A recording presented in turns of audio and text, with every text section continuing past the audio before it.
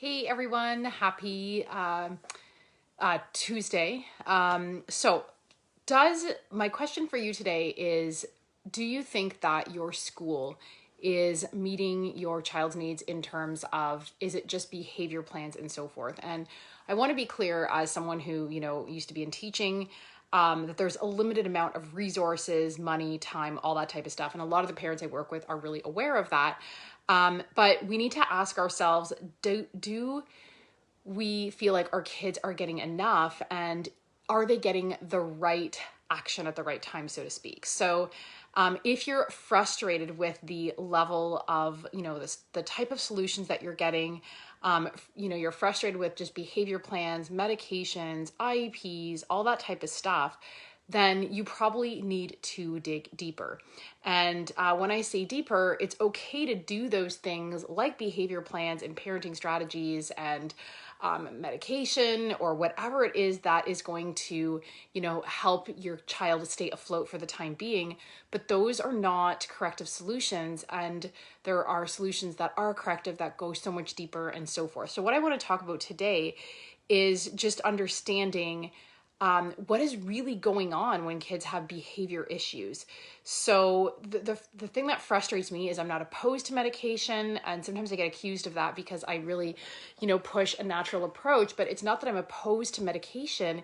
It's that when we have other alternatives, we should go to that first, because we know that medication has side effects. And I mean, really, it's, most physicians will say, right, that it should not be a first resort, but then sometimes they're at a loss in terms of what to do because they're not trained in that. And then it ends up becoming a next resort because they feel like they've exhausted all of their resources and so forth. And this also happens within the school system. So meds and counseling, that's another factor. I talked to a mom a couple of weeks ago who was really frustrated because her child was told, or she was told that, your child has these severe behavior issues and need counseling and medication. And when we started working together in my 6-month program and digging deeper into gut health and, nutritional deficiencies and amino acids and all this stuff, it became really clear this kid had a biochemical imbalance that was affecting his brain chemistry because of different factors on a nutritional level, gut level, and so forth. And then, of course, we the other part of my program, we dive deeper into brain organization. He had certain connections. He had a very strong left brain, overdeveloped left brain, and a weak right brain. So we had to work on that. And, if we don't address those factors, then we are really overlooking the deeper layers that just typically do not get addressed. So when your kid is having issues with tantrums and, the notes home from the school and the calls home from the school and the daily arguments, whether it's in the morning or the afternoon after school for homework, yes, all of that is so exhausting, and you don't need to be stuck in survival mode until your child is ready to move out of the house. It's happening because there is a concrete typically there's a concrete reason why this is happening, and we need to kind of weed out what are other factors at play. So, for sure we want to look and make sure, is trauma a factor? Definitely work with kids who've dealt with all kinds of trauma, and in that case they definitely need a good, therapist. But if we've weeded out trauma as a factor, then we need to dig deeper into other potential layers of what's contributing to this. And something is typically lacking. There's too much, not enough, with both brain chemistry, nutrition, gut healing, and brain organization. And I just want to share with you, it's really easy to get on the medication train. And what I often have is a lot of parents who either don't want to try meds, they've tried meds, didn't get the results they wanted, or they've tried meds and it worked for a bit and it didn't last, or there was crazy side effects that really freak them out. And too often that's a solution, is these kids just have a chemical imbalance and need medication. And in 2007, Professor William Pelham actually did a pretty in-depth, incredible study.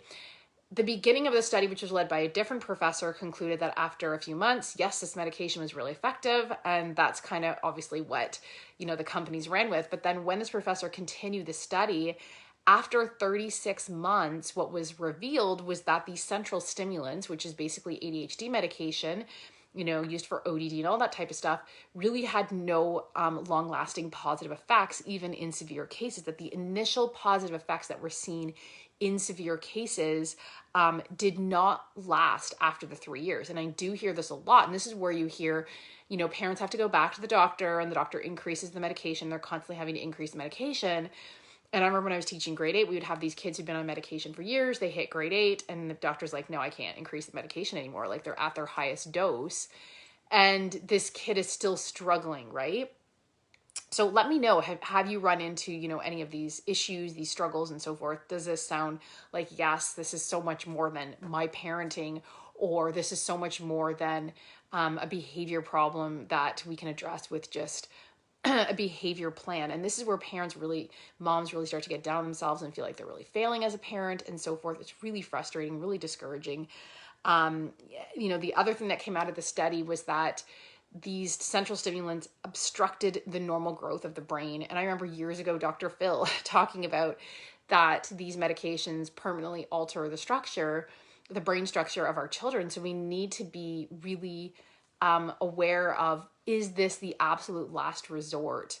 Or are we just not digging deep enough, or seeing the right person who can do that digging and so forth? Other effects was that it delayed puberty. It suppressed appetite. A lot of my kids on medication, when they come to me at first, have no appetite to eat. And all kinds of other stuff like nosebleeds and all that type of stuff, which you might be aware of. So yes, counseling can be really helpful when kids have trauma, but this one particular woman who had her kid was like off the wall behavior issues, and the answer is medication and counseling. They tried the medication. They really didn't get the results they hoped for. And my thing is, if we eliminate that trauma is a factor, which it wasn't with this child, and this is why mom was like, what did I do as a parent? How did I fail? Why is he like this?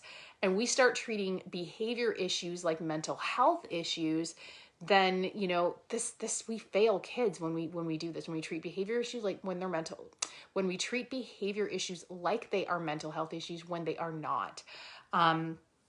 Whenever there's behavior issues, we need to eliminate trauma as a factor, and then we need to look at brain chemistry and how that's being impacted by nutrition, gut health, and all of that, and how can we improve that naturally first.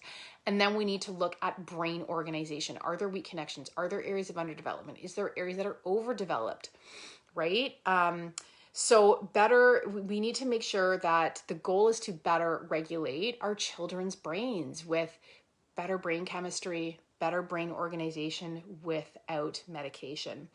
And my whole thing is, always go for the gold. So why settle when, you have this awareness that your child can get better results basically with more. So let me know in the comments below, whether you're watching the live or the replay, do you see this with your child where they are, basically not, kind of taken seriously, and that the behavior problem is seen as bad parenting, that you need to take a parenting class, that it's, they just need some counseling, or you feel like they're told they just need medication and you're like, yes, but why? What's going on that's causing their brain to have this imbalance? Let me know in the comments below.